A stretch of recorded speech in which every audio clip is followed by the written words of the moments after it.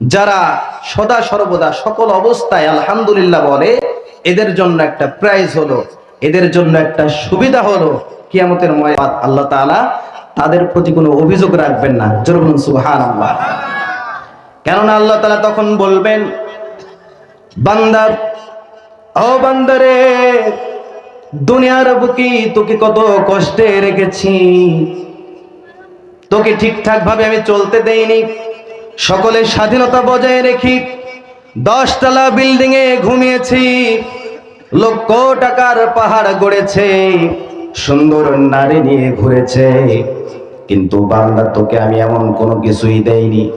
না দেওয়ার পরেও তুই সদা সর্বদা আমার প্রতি কোনো অভিযোগ না রেখে শুধুই বলতে আলহামদুলিল্লাহ।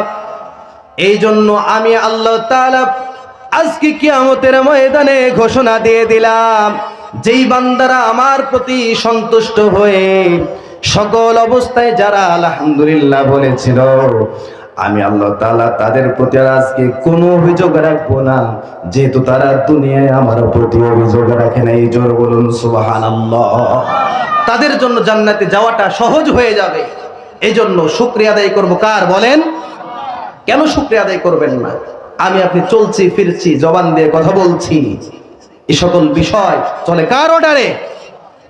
একটা আমার অঙ্গ প্রত্যঙ্গ যদি অচল হয়ে যায়, সঙ্গে সঙ্গে আমি স্বাভাবিক মানুষ থেকে পঙ্গু হয়ে যাবো। কথা বলেন ঠিক কিনা? প্রতিবন্ধী আমার নাম চলে আসবে, প্রতিবন্ধীর ভাতা আমার নামে লেখা হবে, কার্ড করা হবে, যে ওই লোকটা ভালো ছিল কিন্তু এখন সমাজের পক্ষে প্রতিবন্ধী। কথা বলেন আছে না নাই?